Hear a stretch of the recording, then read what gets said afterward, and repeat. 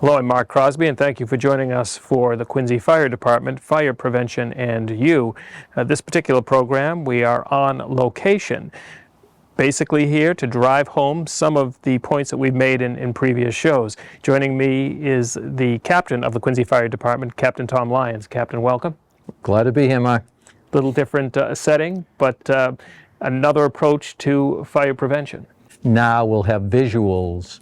Instead of just discussing an issue, we'll actually have visuals and go through the home and suggest to our viewers what they should be looking for or concerned about.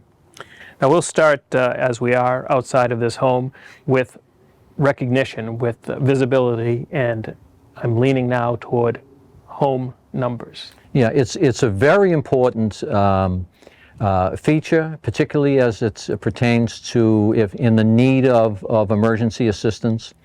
You know where your house is, or you know what house is yours, do we know?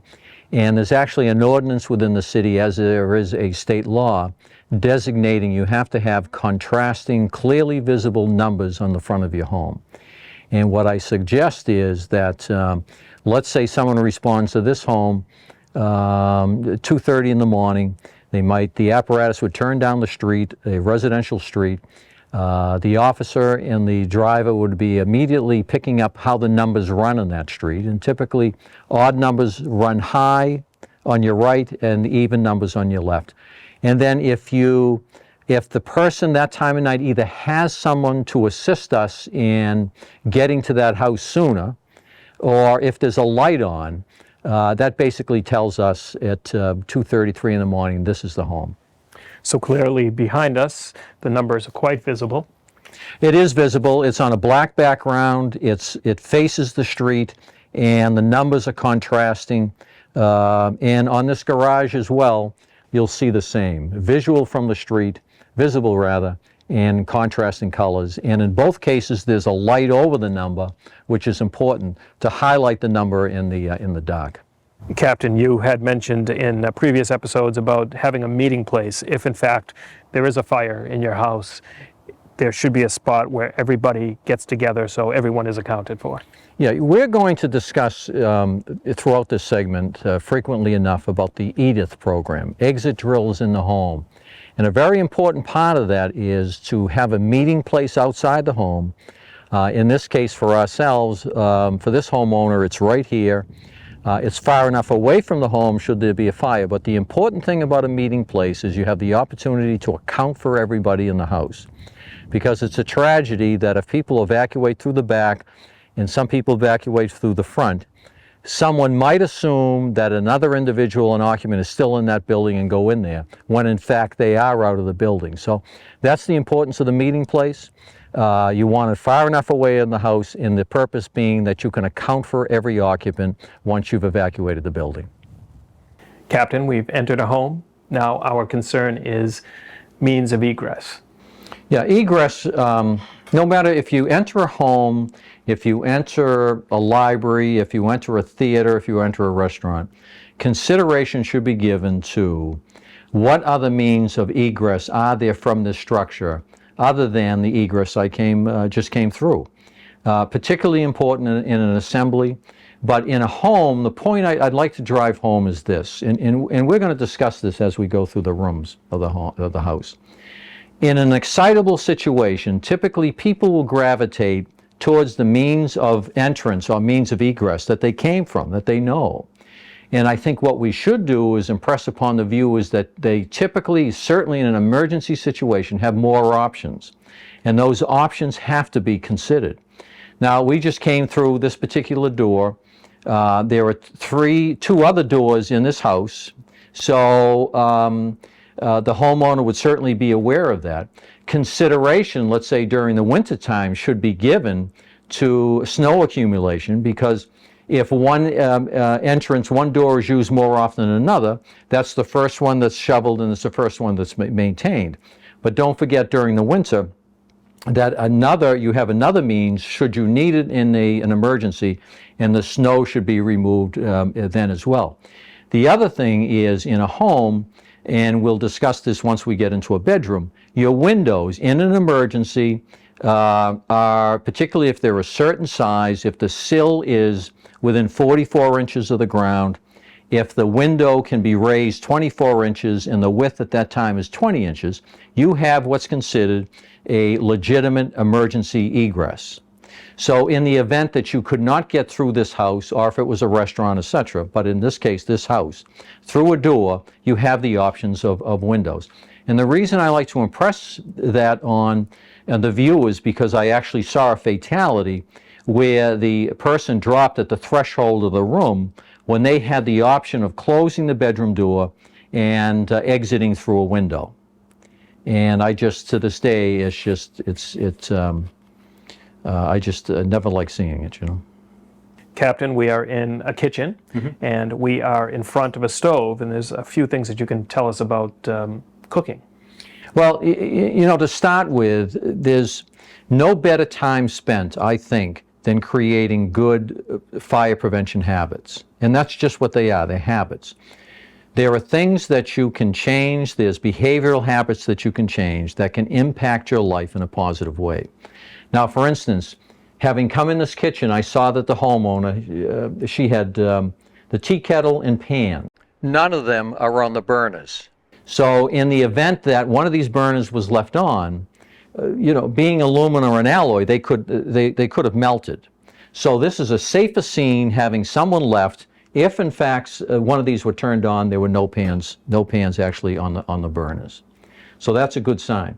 The other thing is, let's say that you had roughly, I believe it's roughly 50% of structure fires start in the kitchen.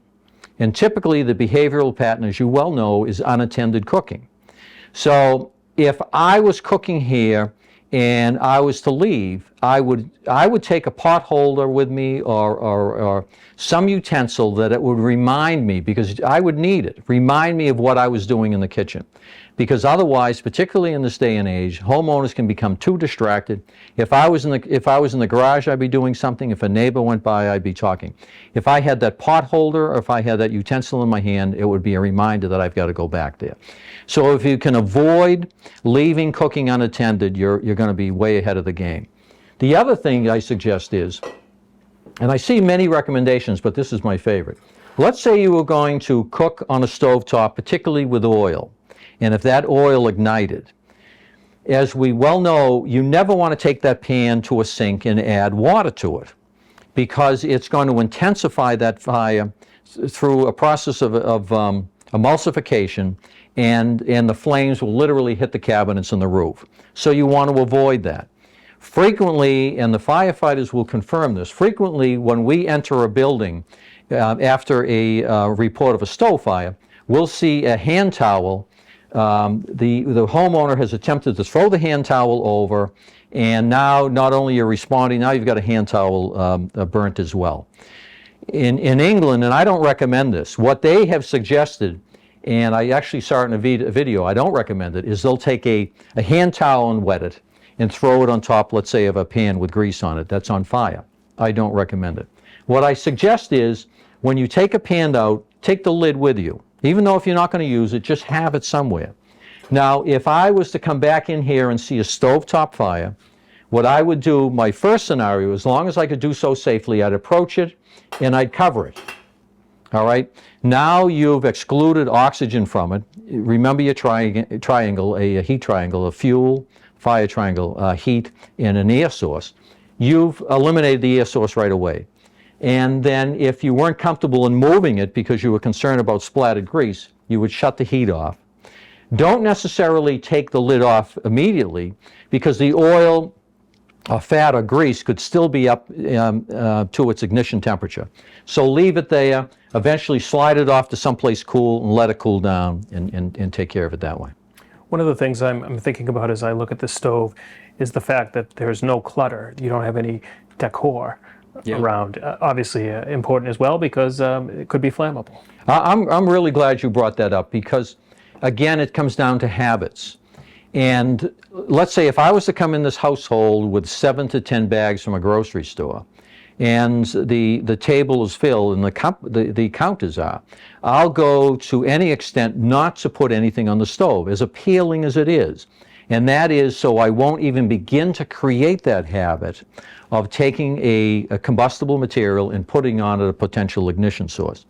That being said, even papers, newspapers, I think I discussed what my mother-in-law used to do. She had a small condo, and she would take newspapers and store them on the stovetop. And we discussed it one day. She got out of the habit. Doesn't take a a lot to get out of that habit. And one day later, she told me she accidentally left one of the burners on. Now, she would have lost that condo if she hadn't introduced that fire-safe behavior in a routine. Some practice that I know some people do, obviously there's a danger to it, is using the oven for storage. Yeah, it isn't the best. I understand, particularly this isn't the largest kitchen with cabinet space. I understand it. If you go down that route, make darn sure you open it up to see what's in there before you preheat an oven. And that brings us to an oven fire, that should you have it, shut the heat off, the source of heat off, keep it closed, where there the fire department, no matter what fire you have in a home, an incidental fire, even if you use a fire extinguisher, call us. But there's a number of ways, we'll discuss fire extinguishers later, that you could extinguish a potential fire. But typically, if the door's shut, it's not going to extend anywhere until you come up with a resolution or call us. Lastly, while we're talking about ovens and stoves, talk about the importance of making sure that all the parts are working correctly, and if they're not, do something about it.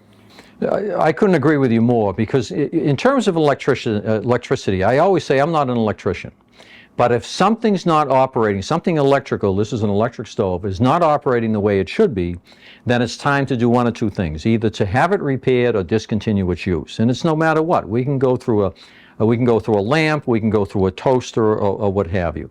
That tells me that to eliminate the possible hazard, to either get rid of it and get a new one, or have an electrician take care of it. The same with gas. If you have a problem with a gas stove, and I don't know that much about gas stoves, but if you feel that there's a delay in the ignition of the gas or what have you, typically they're installed via a plumber.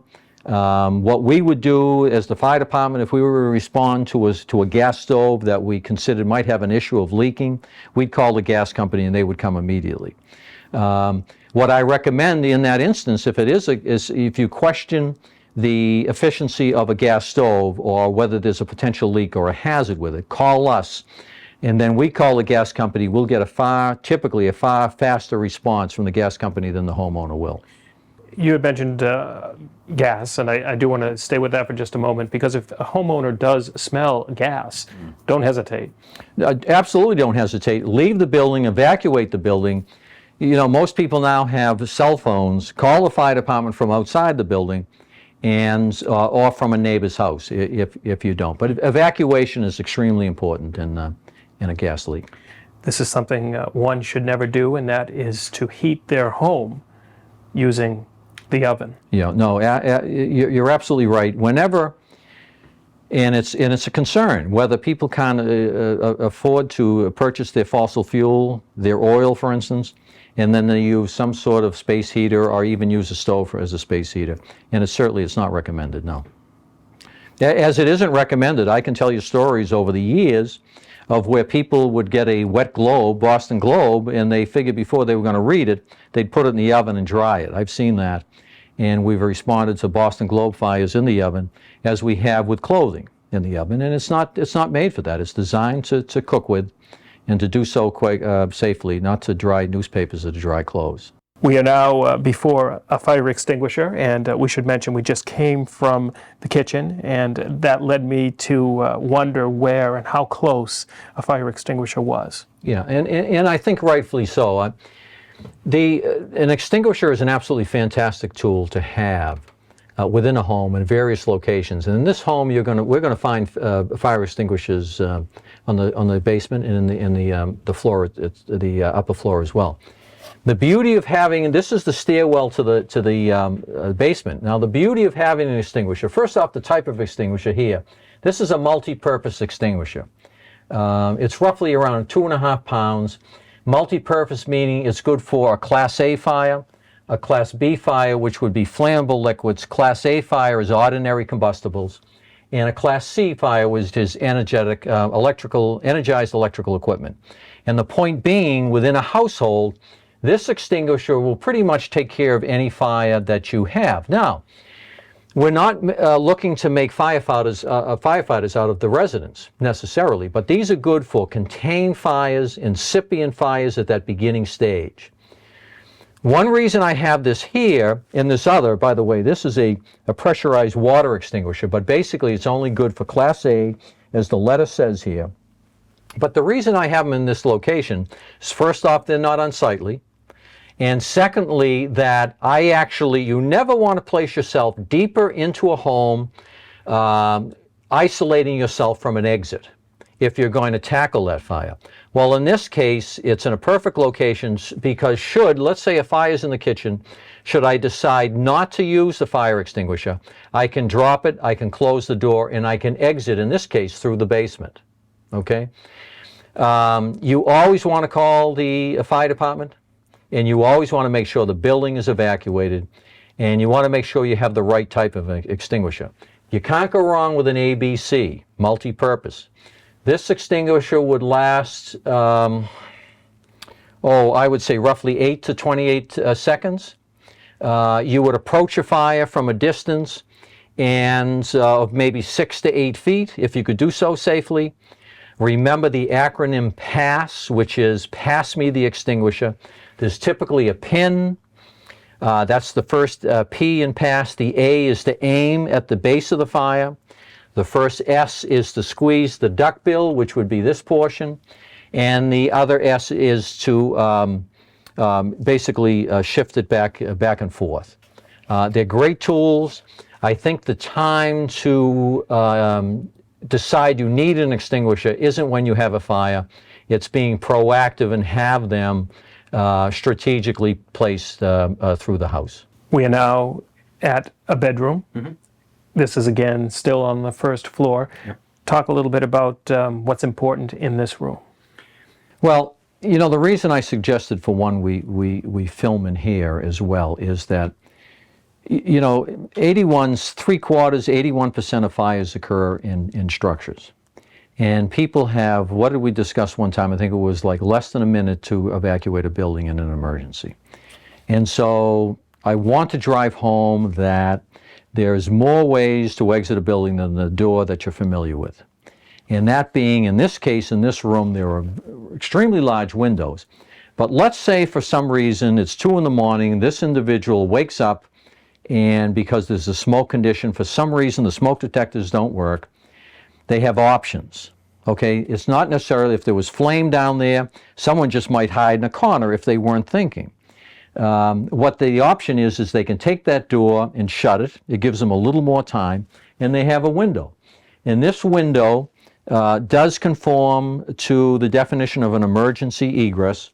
The sill is within 44 inches to the ground. The opening is 24 inches or less, and by the time I open this window, it's 20 inches high. So these are legitimate egresses in an emergency. And we'll discuss it on the second floor. A person could leave here very, very easily. There's a screen. They could kick out the screen. It's not an issue. On the second floor, if for some reason you can't leave, you can always take a piece of clothing. Again, shut the doors. It typically gives you more time. And then wave that cloth, particularly a light colored cloth, out the window to draw attention to yourself.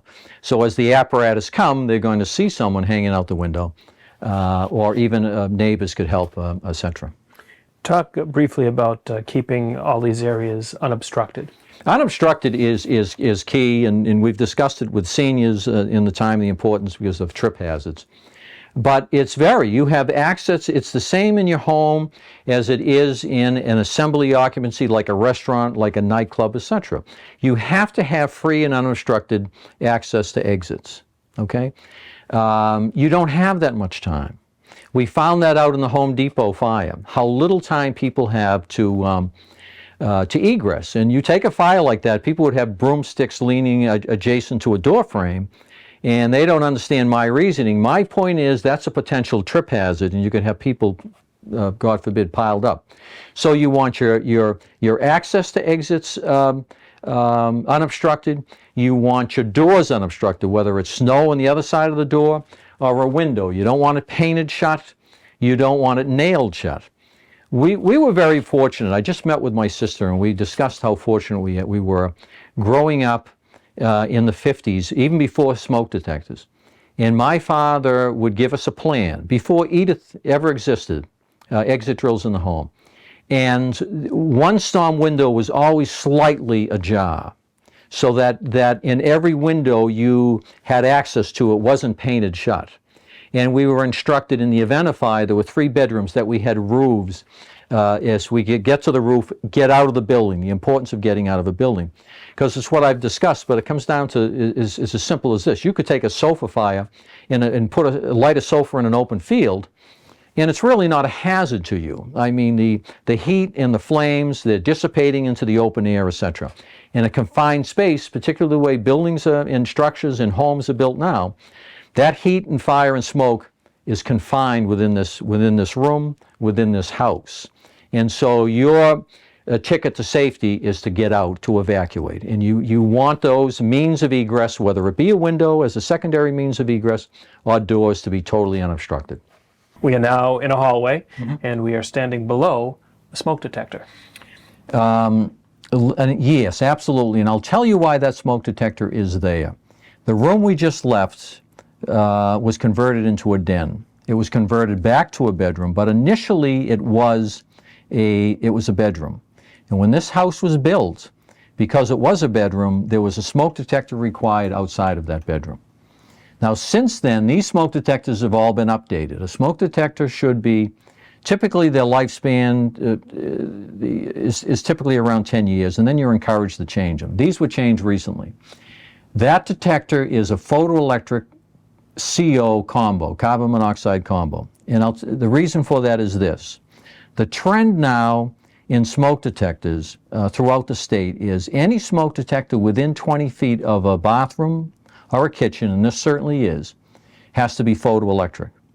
That and the fact that you need a CO detector on every habitable level, in this case where this room is used on occasion as a bedroom, a CO detector has to be within 10 feet of the bedroom doors outside the bedroom. So consequently, this is state of the art as you're going to get. It's battery backup, they're interconnected in this case, and it's photoelectric, and it's also carbon monoxide combination. I realize the spatial relation between the smoke alarm and the bathroom. In fact, steam could play a role, but not so with a photoelectric. Less so with a photoelectric. It's a good point. What they found historically in the studies that ionization type tend to respond more or give off more false alarms, either by cooking or through steam in a bathroom. And that's why the trend now is photoelectric. Captain, we are at another location, still on the first floor, and again, we are below a smoke alarm. We are, and if that bedroom was not there, this smoke alarm would suffice. You want a smoke alarm at the base of a stairwell on the ceiling, as this is located. Should you have a fire, a stairwell acts as a chimney.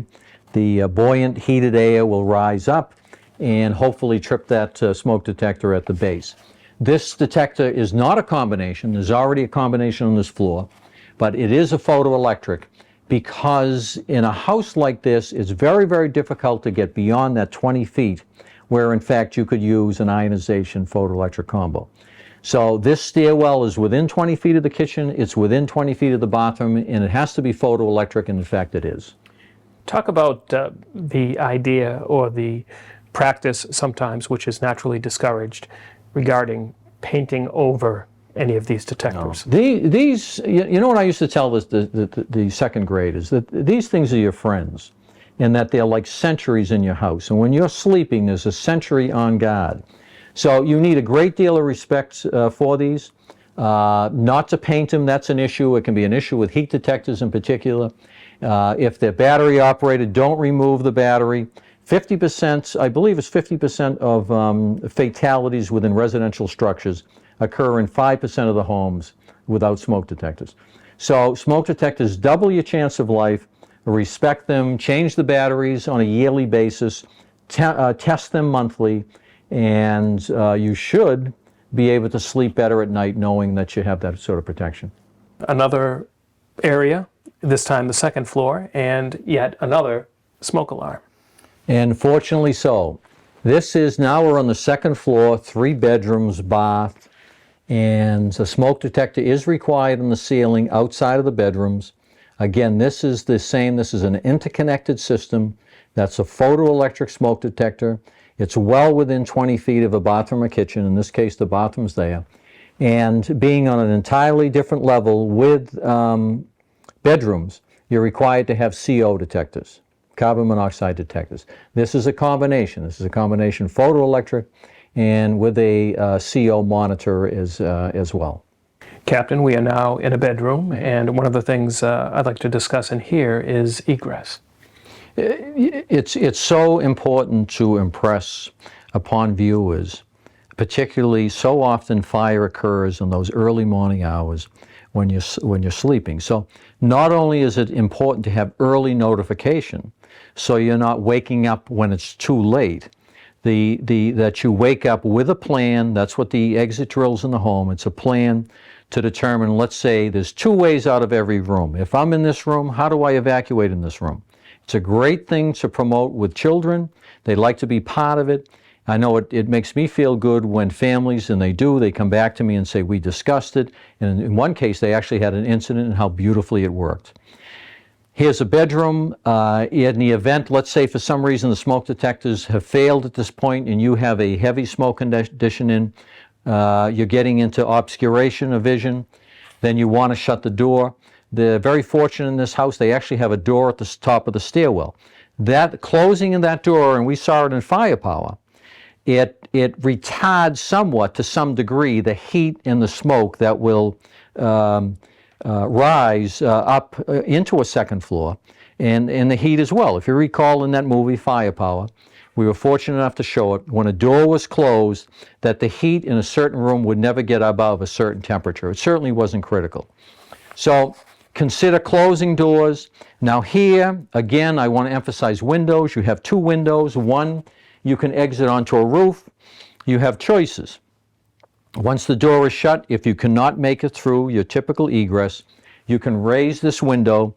If you don't want to go into that roof, which is pretty steep, it's a 12-pitched roof, you could always take clothing and hang it out the window or what have you. The same out that window. Quite frankly, neither of these windows are so high that I wouldn't consider, as my father used to tell us, if flames are licking your elbows, you trust me, you're going to want to get out of that building. And so consider windows, emphasize windows, getting out of this building. For some reason, let's say you felt confined, you can call 911 from here. It's preferred you leave the building, but if you can't, consider that's an option. If for some reason you can't leave a building, that you can call and then hang out a window or get yourself out the window. What about rope ladders? Rope ladders, it's what I've seen in this house, it's not necessarily needed because the heights aren't that great, but certainly when you go into these legitimate rooms that might be in a 3rd story and you get into height, then that's when a roof ladder I think is essential. What I said earlier, we were very, very fortunate in the 50s, even without smoke detectors. Each bedroom had a roof, and it was just ingrained in us that in the event of any detection of smoke, that we would get ourselves in that route. The key is get yourself out of the building. But you have more options than the stairwell or the door that you typically use, is my point. Captain, we are still on the 2nd floor. This time we're in another bedroom, but in front of us is a space heater. Space heaters, they deserve a great deal of respect. We actually recently had a fire. Interestingly enough, it did not extend to the structure. Very briefly, what happened was the homeowners left the home for 12 hours. Their space heater was set on a wooden floor without clutter. When it comes to a space heater, you're looking for 3 foot distance from any sort of combustible material like newspapers, curtains, etc. It's imperative, sofa, etc. In this case, they left, they came home, and they found the house filled with soot. Inspector Wong went down and investigated it. He did his research. He found out that in 2005 there was a recall on that, and the fire in that particular space heater, which was different from this, started exactly how, or for the same reason that these individual heaters were recalled. That being, it was off, the switch indicated it was off, it was plugged in, and it had an oscillating function when it was turned on. And what apparently happened is the wires frayed, and it ignited, self-ignited on its own by an electrical short circuit. And when the inspector came, it was on the floor at the base. It was severely burned at the base, but fortunately, because of the density of the floor, and it did not extend into the structure, and they were very, very fortunate. Also in this room is a smoke detector. Yeah, the reason being that at one time this was a bedroom, and occasionally if someone wanted a space heater, it is not first off recommended that you have a space heater working while you're sleeping in a bedroom. It's not recommended. It's not recommended that you have a space heater and leave it unattended, leave the house, leave the room. It's just not. You know, people suggest there's an optimistic wish that it's not going to happen to them, that an accident is not going to happen to them, and we have drawers full of manila envelopes with incidents over the past, with incident reports saying that in fact it does. Should you ever use a space heater in a sleeping area, it's imperative, and again, it's not recommended, but what is imperative is that you have a smoke detector in that room.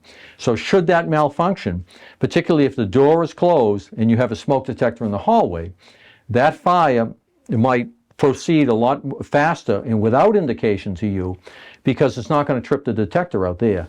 But where there's a detector in this room, that's the protection you need with that. Before we leave the topic of space heaters, there are different types of space heaters as far as how they're powered. Oh, there are. There's also, it's illegal to have an unvented, liquid-fired space heater in your home. Even the propane cylinder type, you cannot use it in a building used for habitation. That's being said, around 3 years ago, the state approved, and there's a laundry list of requirements, a certain type of gas heater that can be unvented. But that has to be done through the permitting process, through the fire department and through the plumbing department as well. This happens to be a closed system. It's a oil-filled heater. It's the type for a space heater that I personally prefer because the actual heating elements aren't exposed. And I get particularly concerned about those, particularly if people are in the habit of leaving them unattended. So again, oil-filled. This is oil-filled, and personally, it's mine. It's the only one that I would buy, simply because of that. There's no exposed filaments, and I just happen to prefer it. Yeah.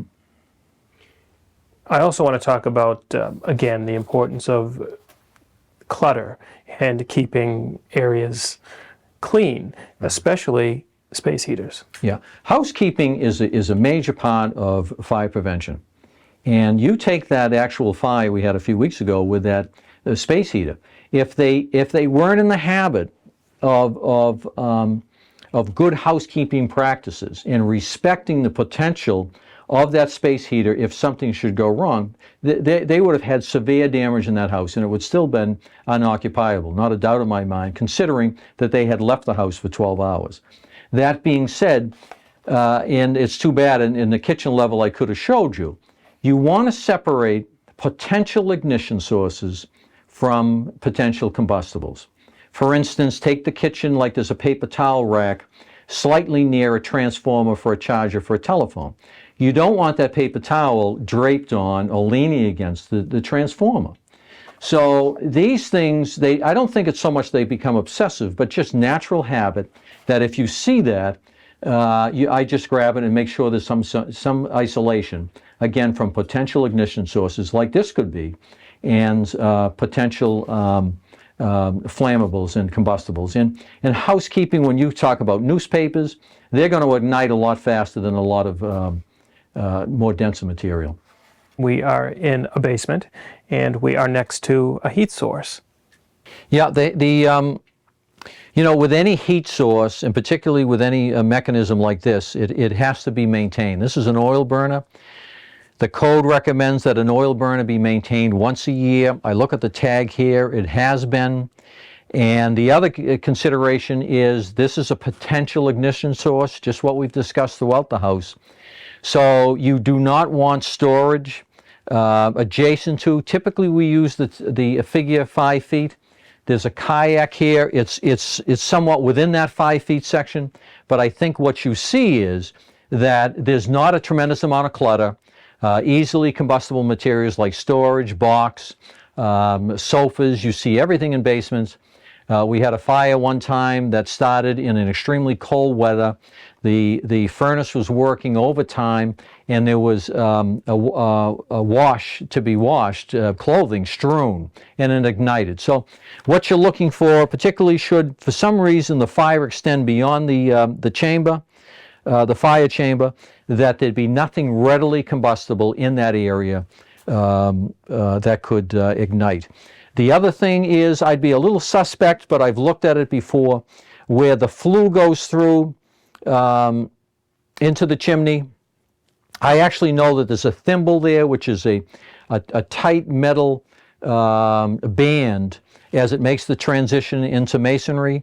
So you have a tight seal, and then you should basically make sure that you've got a good draft and also no occlusion whatsoever in the chimneyway. Well, Captain, we are next to an appliance. This time it's a dryer, and you have a few things to say about maintenance, dryer maintenance. Yeah, dryers are a concern, and just like a space heater, they should not be left unattended. It's very tempting to do that.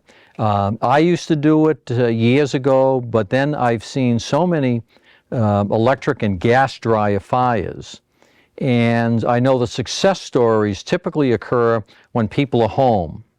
There's a potential here, but there are maintenance issues as well.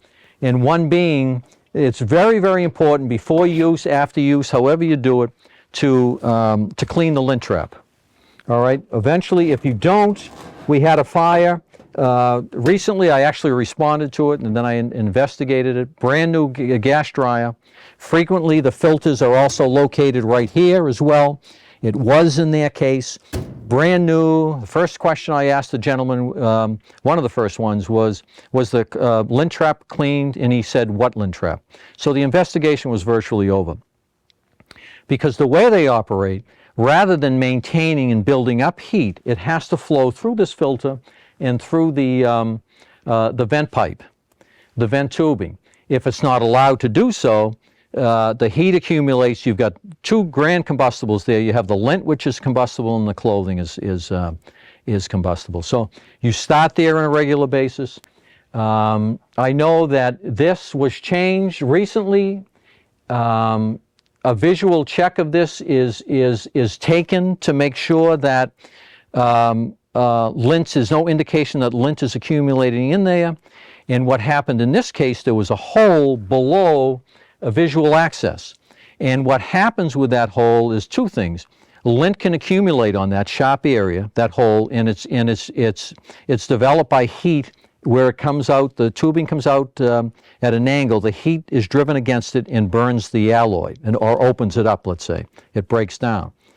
So fortunately, that was replaced. Lint still, and it's important to maintain that and check it, let's say on a yearly basis, depending upon use, because lint will get by this trap. And we have an example that indicates that right here. This is a grate I took off before the filming. This is a grate that is put on the exterior, a louvered area. This I know was cleaned last November. And so in just a matter of months, the lint is accumulated in the grate. It got past the filter, and this has to be cleaned on a regular basis as well. But it does indicate the importance of making sure the tubing is cleaned and maintained. And if in fact you have a grate, this has to be cleaned minimally 4 times a year, and once again, it depends on usage. And you could do it for memory purposes based on the seasons. Certainly you could do it on the seasons, and if you're, as a homeowner, if you're raking leaves, or if you're shoveling snow, whatever you're doing, planting outside, you know, check the condition of that. And it's fortunate that this was taken off. I know it can get a lot worse, and you don't want the flow of heat to be occluded. One thing I do want to address is the fact that a dryer should never be left on unattended. In other words, someone shouldn't start drying their clothes and leave the premise. Leave the premise. So we have one success story, and this gentleman, he actually left the house, but he was washing his car adjacent to his house, a single-family home, and he smelt it, and at least he was close enough to come by. The thing is, you do not want to be in the habit of putting it on and then running to the grocery store and doing your errands. Even though it's on a self-timer, and typically they shut off on their own, it is not recommended to leave a dryer on unattended. Well, we are still at the basement level of this house, and we do have a means of egress. Well, it's interesting you bring up egress, because I believe, according to the state building code, this isn't actually considered a legitimate means of egress because it's a bulkhead. And I defer to the building department, but I'm fairly certain that this isn't. That being said, there's extinguishers, as we discussed, up by the kitchen area near the first floor, and this is a viable means to go out should there be a fire and should I decide not to use the extinguisher. Now, this homeowner believes in extinguishers. Here are two more. There's a pressurized water extinguisher, and there's once again an ABC extinguisher. And in the event that there is a small, somewhat confined fire in this area, these can be used. The pressurized water has much farther range, up to 30 or 40 feet.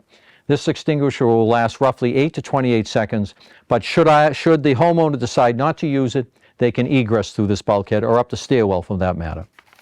So bulkheads aren't considered a second means of egress? They're not considered, wouldn't be considered an emergency means of egress, like a window is potentially one.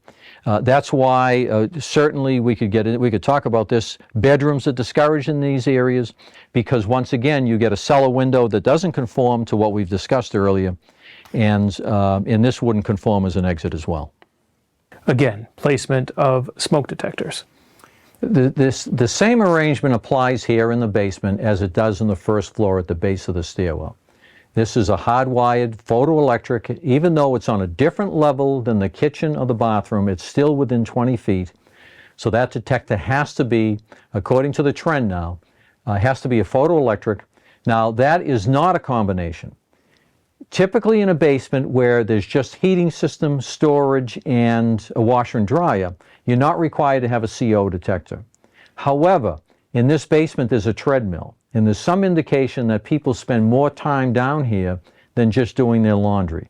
Consequently, a CO detector is required, but there is an outlet in this basement where there is a plug-in with battery backup CO installed. Now, Captain, we are outside of the house. We are at the other end of the dryer vent. Well, you know, people should be concerned, particularly if they have the type of grate that this household uses. It's not uncommon at all that the lint gets beyond the filter, and it has to be cleaned regularly. And this one, I think, roughly is cleaned 4 times a year. So it snaps off with a screwdriver. The lint literally just comes right off like this. Well, thank you very much. I'll hold the lint. Fluff it out, and because it's imperative, the hot air has to, the vent tubing can't be occluded, and the hot air has to flow. And if it doesn't flow, lint is combustible, as is the clothing.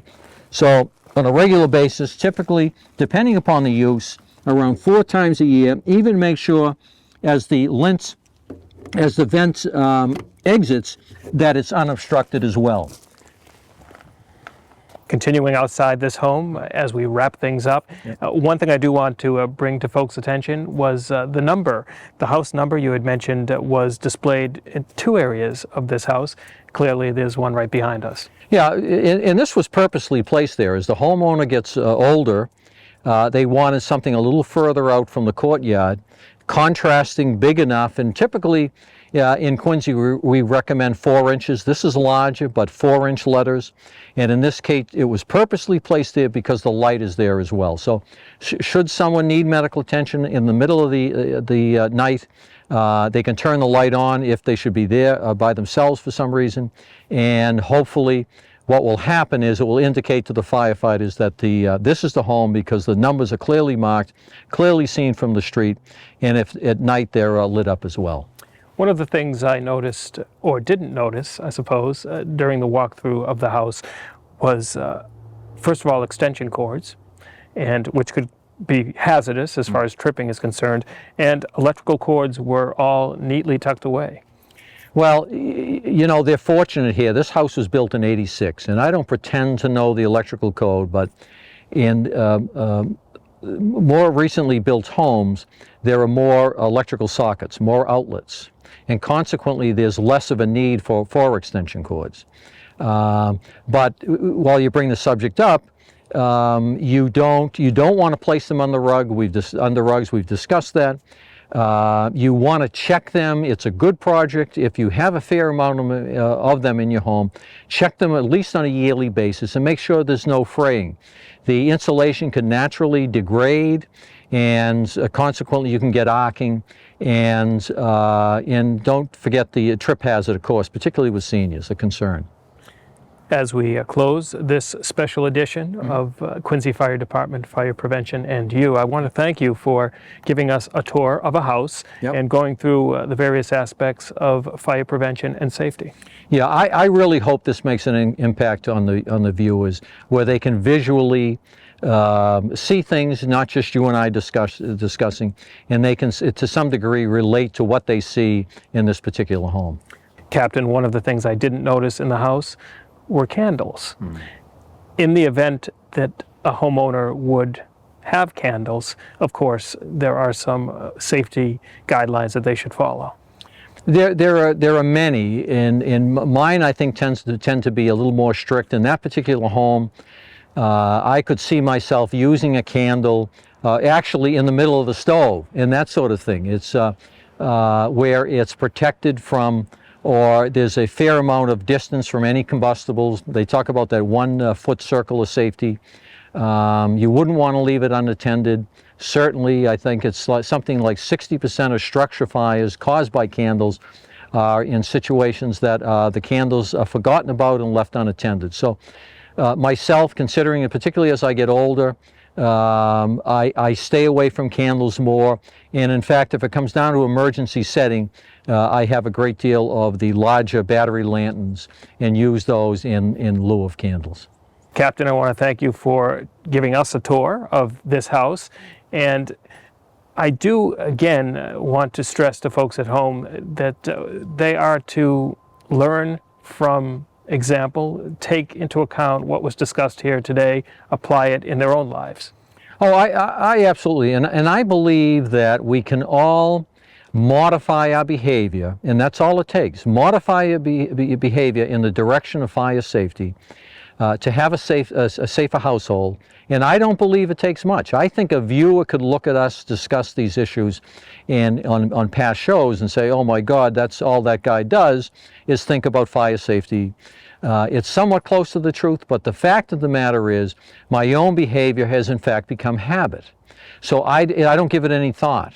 And I'm fortunate enough that I had that background through my father, as once again I discussed with my sister, but grateful for it, and even more grateful that I can pass it on, we can pass it on to others. Well, once again, thank you very much for providing this tour and going over all the safety concerns and potential issues that do exist within a home. And thank you for getting me from behind that table outside into an outing and on the field. So I appreciate it. We should do it more often. Thank you for watching at home, and for all of us here at the Quincy Access Television Studios, this time on remote location. I want to thank you for joining us, and I urge you to continue to watch Quincy Access Television for more locally produced programming.